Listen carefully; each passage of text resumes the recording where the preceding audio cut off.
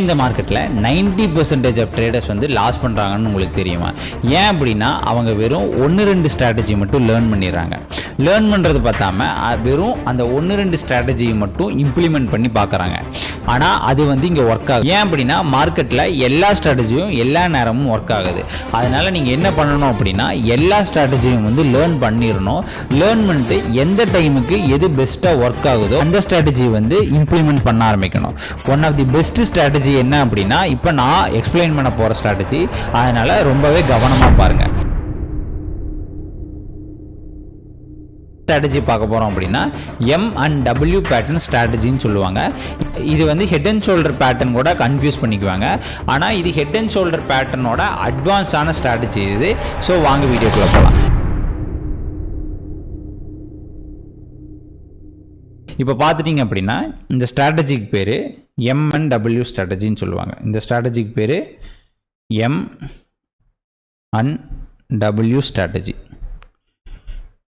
Strategy. இது என்னன்னா head and ஷோல்டரோட அட்வான்ஸான ஸ்ட்ராட்டஜி. ஹெட் அண்ட் ஷோல்டர் பார்த்துட்டிங்க அப்படின்னா ஒன்று வந்து இப்படி இருக்கும், இன்னொன்று வந்து இப்படி இருக்கும். இது வந்து ஹெட் அண்ட் ஷோல்டர் ஸ்ட்ராட்டஜின்னு சொல்லுவாங்க. ஹெட் அண்ட் ஷோல்டர்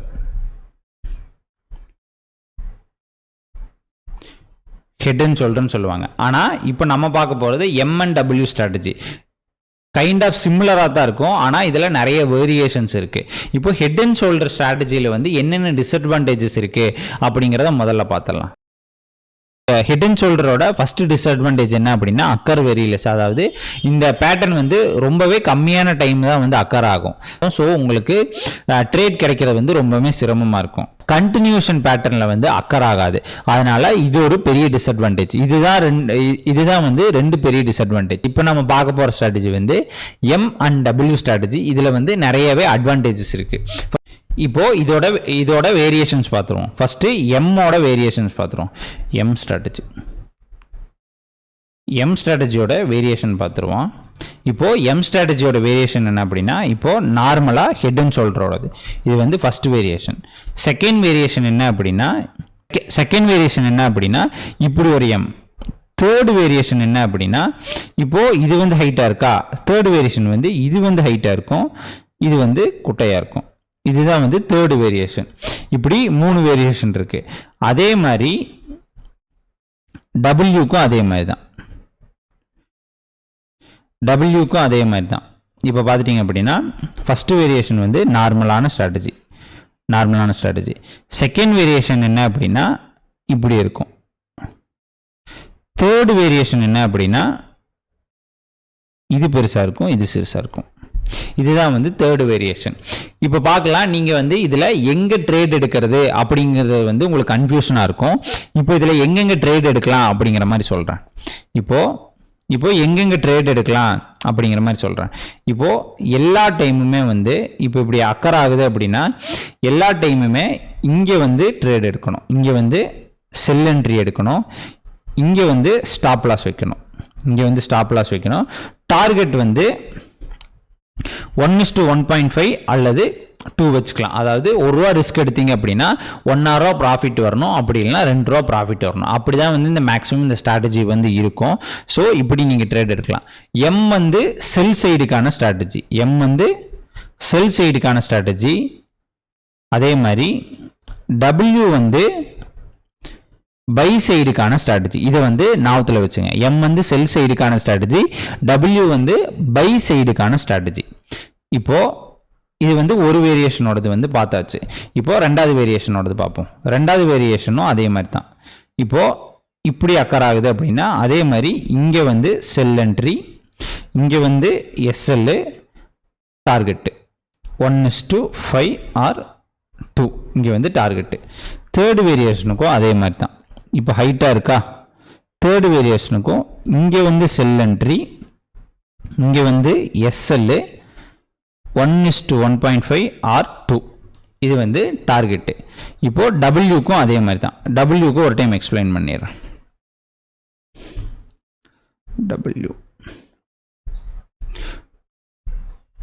டபிள்யூ ஸ்ட்ராட்டஜிக்கும் அதே மாதிரி எக்ஸ்பிளைன் பண்ணிடுறேன். ஃபர்ஸ்ட் வேரியேஷன் வெறும் நார்மல் டபிள்யூ, அதாவது ரெண்டு லோவும் வந்து ஈக்குவலாக இருக்கும். இங்கே வந்து பை என்ட்ரி, இங்கே வந்து எஸ்எல் டார்கெட் வந்து 2 ஆர் 1.5 வந்து டார்கெட்டு. செகண்ட் டபிள்யூக்கு பார்ப்போம். செகண்ட் டபிள்யூக்கு பார்ப்போம். Buy entry SL target. Third வேரியேஷனும் அதே மாதிரி தான். தேர்டு வேரியேஷனும் buy entry SL target. Buy entry SL target. இப்படி தான் வந்து 3 வேரியேஷன் நீங்கள் பை என்ட்ரியும் எஸ்எல்லும் டார்கெட்டும் வைக்கணும். இதில் வந்து ஒரு முக்கியமான பாயிண்ட் இருக்குது. அந்த பாயிண்ட் வந்து இந்த வீடியோ ஃபுல்லாக பார்த்தா உங்களுக்கு நல்லாவே புரியும். இப்போது இது வந்து சார்ட்டில் வந்து எப்படி ஒர்க் ஆகுது அப்படிங்கிறத பார்ப்போம். இப்போது நான் எந்த சார்ட்டில் இருக்கேன் அப்படின்னா நிஃப்டியோட சார்ட்டில் வந்து இருக்கேன். இப்போது இந்த பேட்டர்ன் வந்து எங்கெங்கே அக்கர் ஆகிருக்குன்னு பார்ப்போம். இப்போது இங்கே பார்த்துட்டிங்க அப்படின்னா நான் வந்து 5 நிமிஷம் டைம் ஃப்ரேமில் இருக்கேன். 5 நிமிஷம் டைம் ஃப்ரேமில் இருக்கேன். இந்த பேட்டர்ன் பாருங்க இங்கே வந்து அக்கர் ஆகிருக்கு. நீங்கள் பை என்ட்ரி எடுத்திருந்தீங்க அப்படின்னா இங்கே வந்து நீங்கள் ப்ராஃபிட் பண்ணியிருக்கலாம். இங்கே வந்து பை என்ட்ரி எடுத்துருக்கணும். இங்கே வந்து எஸ்எல் வச்சுருக்கணும். டார்கெட் வந்து 1:1.5 வந்து வச்சுருக்கலாம். டார்கெட் வந்து 1:1.5 வந்து வச்சுருந்தாலும் எஸ்எல் வந்து ஹிட் ஆகிருக்காது. ப்ராஃபிட் வந்து ஆயிருக்கும். 1:2 வரைக்கும் போயிருக்கு. இது ஒரு ட்ரேடு, பை என்ட்ரிக்கான ட்ரேட். அதே மாதிரி பை என்ட்ரிக்கான ட்ரேட் பாருங்கள். இப்போது உங்களோட கண்ணை வந்து ட்ரெயின் பண்ண ஆரம்பிச்சிங்க அப்படின்னா M&W பேட்டர்ன் வந்து நீங்கள் டக்குன்னு பார்த்துடலாம். இப்போ இங்கே பாருங்கள், இங்கே ஒரு பேட்டர்ன் இருக்குது பாருங்கள். இங்கே ஒரு பேட்டர்ன் இருக்குது. அப்போது நீங்கள் இங்கே வந்து ப்ராஃபிட் பார்த்துருக்கலாம். இங்கே வந்து பை என்ட்ரி வச்சுருப்பீங்க. இங்கே வந்து பை என்ட்ரி டார்கெட் வந்து ஹிட் ஆகிருக்கும் உங்களுக்கு. அதே மாதிரி இங்கே ஒரு செல் என்ட்ரி இருக்குது பாருங்கள். இங்கே வந்து ஒரு செல் என்ட்ரி இருக்குது.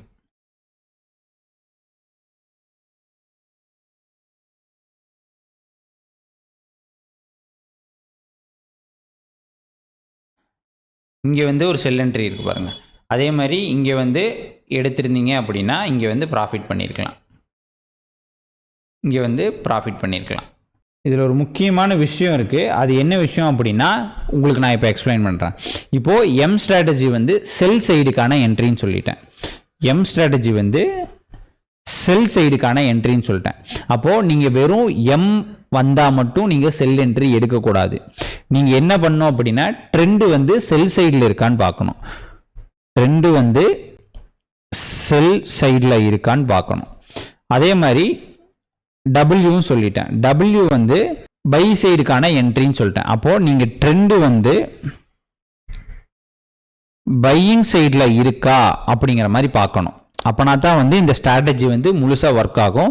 வெறும் இந்த ஸ்ட்ராட்டஜி மட்டும் வச்சு நீங்கள் ப்ராஃபிட் பண்ணிட முடியாது. ட்ரெண்டு வந்து எந்த பக்கம் இருக்கோ அதுக்கேற்ற மாதிரி நீங்கள் ட்ரேட் பண்ணால் தான் வந்து இந்த ஸ்ட்ராட்டஜியில் வந்து ப்ராஃபிட் பண்ண முடியும். இது வந்து ஒரு அட்வான்ஸான ஸ்ட்ராட்டஜி. அட்வான்ஸான ஸ்ட்ராட்டஜினா ஹெட் அண்ட் ஷோல்டருக்கு கொஞ்சம் அட்வான்ஸான ஸ்ட்ராட்டஜி.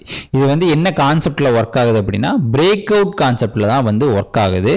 ஸோ இந்த ஸ்ட்ராட்டஜியில் ஏதாச்சும் டவுட்ஸ் இருந்தால் கீழே வந்து கமெண்ட் பண்ணுங்கள். ஸோ இது மாதிரி வேறு ஏதாவது வீடியோ போடணுன்னாலும் கீழே கமெண்ட் பண்ணுங்கள். இந்த வீடியோ பார்த்ததுக்கு நன்றி.